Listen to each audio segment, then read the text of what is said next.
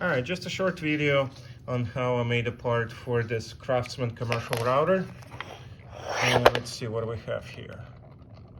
Double insulated model 315-17380. And basically, it's a nice commercial router. I believe this is from probably 1960s. The part that was missing was a bolt that fixes the shaft in a fixed position. So here you can adjust the depth of the bit, but once you adjust it, you have to fix it in place by threading in, I guess, a special bolt. Now, it was missing, so I had to make my own. And here's what I did. I basically took a bolt that's 3/8 in diameter. I cut it. I threaded the part here, and the thread is the 3/8 by 24. That's the pitch on the thread. UNC, I believe. Let's see what else. So then, as you can see, there is a smaller diameter bolt pushed in there.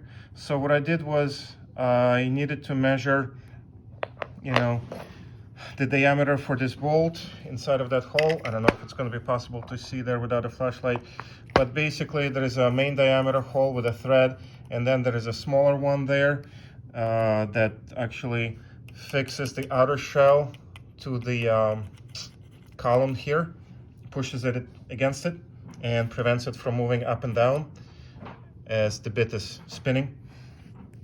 So this, let's see, well, let's finish talking about this. So the threaded portion is, let's see, I believe it is 9/16 of an inch, the part that I needed to thread.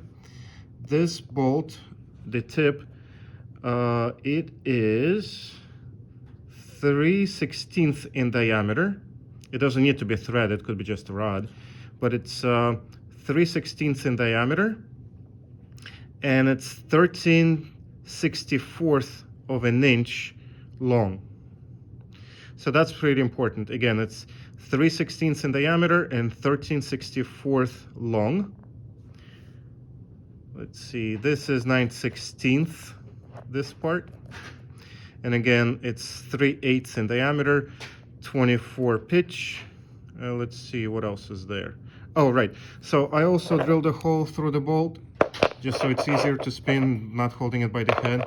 Just, it's a little more convenient having this little handle here. And that is just 7/32 of an inch rod. Now, when I was drilling holes, both for the handle rod and for this little tip here, I drilled them one size down so that I could press them in and they would not come out from vibration or anything. This is it. Oh, and this is what happens here. So you just spin it in, and then once you tighten it, again, this little tip presses against the column and basically doesn't let it move up or down anymore as the bit is spinning and there is a bit of vibration. That's it.